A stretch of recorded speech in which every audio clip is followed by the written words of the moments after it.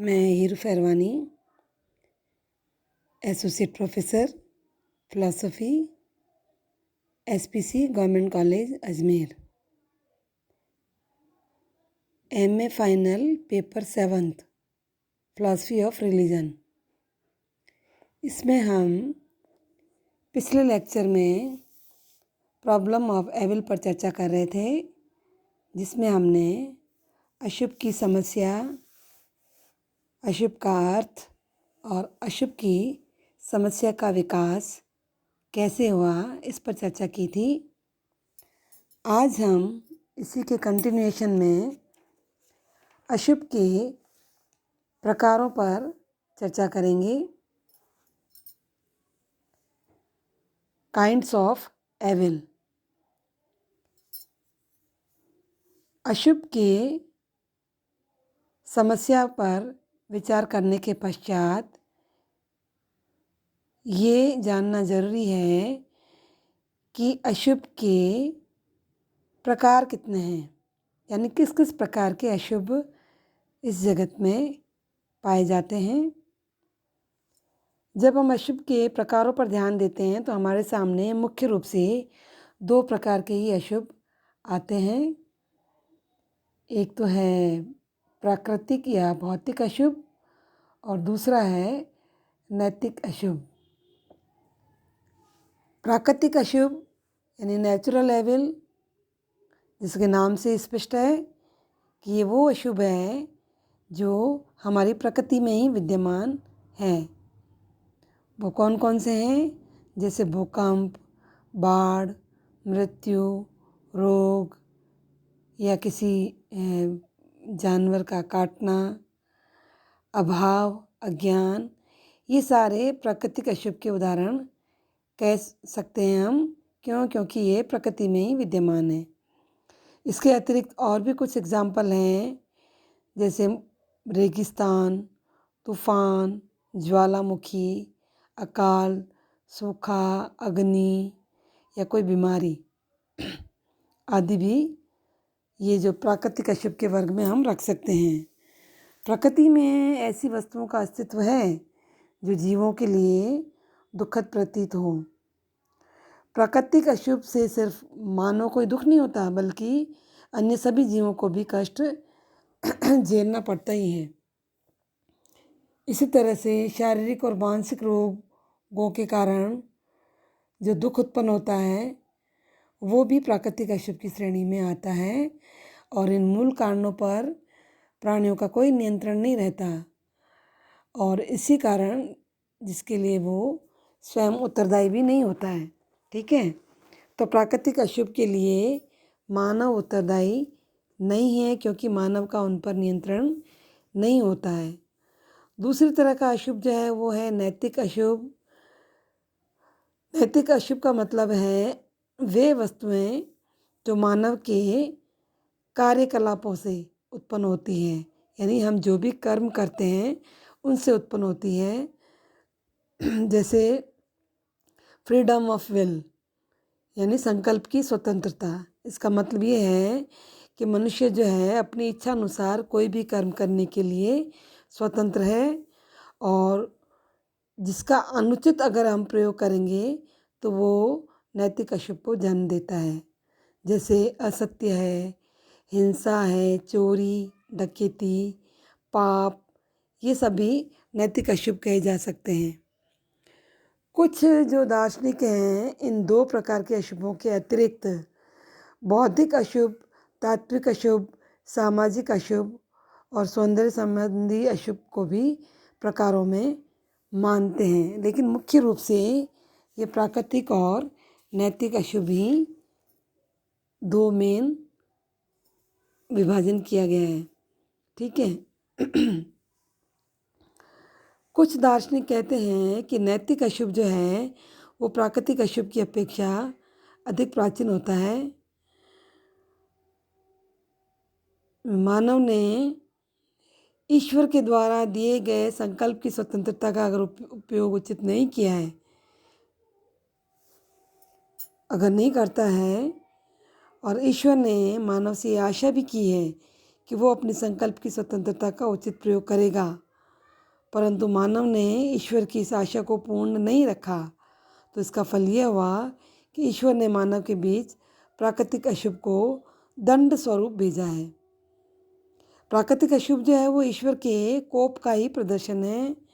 ये जो बाघ है, सांप, भूख, मृत्यु आदि जितने भी प्राकृतिक अशुभ हैं, वे सारे मानव को प्रताड़ित करने का एक माध्यम है।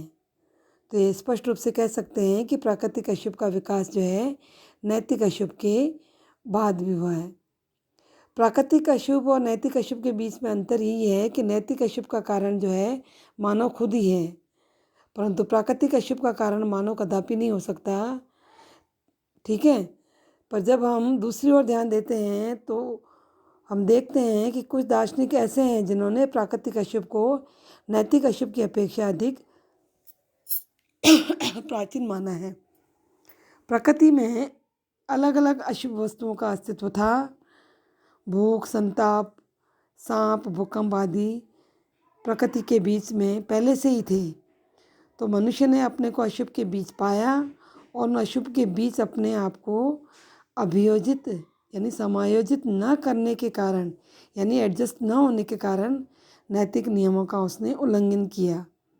तो इसका फल ये हुआ कि प्राकृतिक अशुभ ने मानव को चुनौती दी और परिणाम स्वरूप उसने असभ्यता को अपनाया। तो इस तरह विश्व में अनैतिकता आई।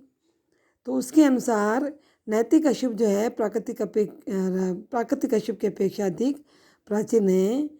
ये जो मत है गलत दिखता है। प्राकृतिक अशुभ जो है प्रकृति में आरंभ से ही था और यही नैतिक अशुभ का कारण है। तो इस तरह से प्राकृतिक और नैतिक अशुभ का वर्गीकरण किया गया है। अब प्राकृतिक अशुभ और नैतिक अशुभ की जो ये प्रकार हैं, इस समस्या के बाद में अब प्रश्न आता है कि ईश्वरवादियों ने अशुभ की व्याख्या करते समय किन किन तर्कों का प्रयोग किया है और उनके जो ये तर्क हैं वो कहाँ तक सफल हुए हैं। तो पहला तर्क इन्होंने यही दिया है कि अशुभ जो है मानव की संकल्प की स्वतंत्रता के दुरुपयोग का परिणाम है। कुछ ईश्वरवादी कहते हैं कि ईश्वर ने मनुष्य को संकल्प की स्वतंत्रता दी और मानव ने संकल्प की स्वतंत्रता का दुरुपयोग किया, जिसके कारण अशुभ का विकास हुआ। ईसाई धर्म ने भी अशुभ को मानव की संकल्प की स्वतंत्रता का दुरुपयोग ही कहा है।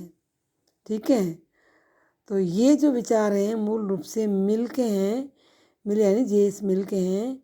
जे.एस. मिल ने अशुभ का कारण मानव की स्वतंत्रता को ही माना है।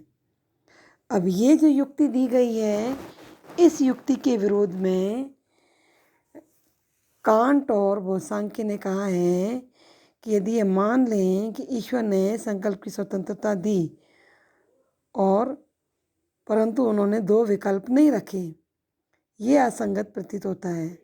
उसने संकल्प की स्वतंत्रता के साथ दो विकल्प भी रखे होंगे। इससे सिद्ध होता है कि अशुभ की सृष्टि जो है ईश्वर ने विचार स्वतंत्रता के साथ ही की होगी। फिर यह युक्ति कि ईश्वरी की सर्वशक्तिमत्ता का खंडन भी करती है। क्या ईश्वर ऐसा नहीं कर सकता कि मनुष्य अपने संकल्प की स्वतंत्रता का दुरुपयोग ही ना करें? यदि वो ऐसा करने में असमर्थ था तो फिर ईश्वर को हम सर्वशक्तिमान नहीं कह सकते। यदि ये मान लें कि अशुभ मानव की संकल्प की स्वतंत्रता के गलत प्रयोग का परिणाम है, फिर भी इसके सिर्फ नैतिक अशुभ की व्याख्या होती है। प्राकृतिक अशुभ जैसे आंधी, तूफान, बाढ़ आदि, इनकी व्याख्या हम नहीं कर पाते हैं, इसलिए यह व्याख्या जो है संतोषप्रद भी नहीं होती है। ठीक है, तो ये पहली जो तर्क है कि अशुभ जो है मानव संकल्प की स्वतंत्रता के दुरुपयोग का परिणाम है, यह कथन भ्रामक है और यह व्याख्या जो है संतोषजनक नहीं है। ठीक है, दूसरी इन्होंने तर्क दिया है कि प्राकृतिक अशुभ जो है नैतिक अशुभ के लिए दंड मात्र है। इसमें इन्होंने कहा है कि ईश्वर ने मानव की रचना की, परंतु मानव जो है उनके आदेशों का पालन नहीं कर सका। तो ईश्वर ने नैतिक नियमों का मानव ने ईश्वर के नैतिक नियमों का जब मानव ने उल्लंघन किया तो उससे क्रोधित होकर के ईश्वर ने प्रताड़ना की भावना से ईश्वर ने अशुभ का निर्माण किया और उन्होंने ये प्राकृतिक अशुभ जैसे भूकंप, बाढ़ आदि ये ईश्वर के द्वारा ही भेजे गए हैं, जिससे मानव को कष्ट होता है। ठीक है। अब इस तर्क की भी आलोचना की गई है कि विचार की कसौटी पर रखने पर यह युक्ति जो है सही प्रतीत नहीं होती है। यदि प्राकृतिक अशुभ जो है नैतिक अशुभ के लिए दंड स्वरूप है, तो प्राकृतिक अशुभ से सिर्फ उन व्यक्तियों को ही क्षति पहुंचनी चाहिए थी जिन्होंने नैतिक अशुभ को अपनाया है, परंतु इसके विपरीत प्राकृतिक अशुभ से उन व्यक्तियों को भी हानि होती है जो ईमानदार और सत्यनिष्ठ होते हैं। ठीक है। तो यहाँ प्रश्न उठता है कि क्या ईश्वर जो शुभ है उसमें ये क्रोध का वास है? क्या वो पूर्ण प्रेम में ईश्वर जो है मानव को दंड दे सकता है? तो आधुनिक अपराध विज्ञान जो है अपराधियों को सजा देने के बजाय उनके सुधार पर ही जोर देता है। अतः यह विचार कि ईश्वर ने मानव को उनके कुकर्मों के लिए दंड दिया है, वो प्राकृतिक अशुभ की उसने रचना की है, ये ईश्वर के लिए शोभायमान प्रतीत नहीं होता है। ठीक है। तो ये जो दूसरा तर्क है इसके भी विरोध में ये आलोचना की गई है।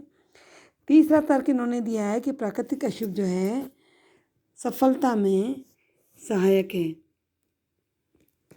प्राकृतिक अशुभ जो है हमारी सफलता में सहायक है या बाधक नहीं है। यदि विश्व में अशुभ नहीं होता तो विश्व की प्रगति रुक जाती। तो अशुभ की महत्ता को स्वीकार करते हुए डॉक्टर राधाकृष्णन ने कहा है कि विश्व जो है अपूर्णता के अभाव में स्थिर है, रिक्त है, अप्रगतिशील है। जब एक बच्चा चलना सीखता है तो वह गिरता है, परंतु फिर भी वो चलता रहता है और अंत में वह चलकर सीख लेता है। तो गिरना उसके चलने का साधक है। दुख और अभाव की जो अनुभूतियाँ हैं वो मानव को आत्मविकास के पथ पर ले ही आती हैं।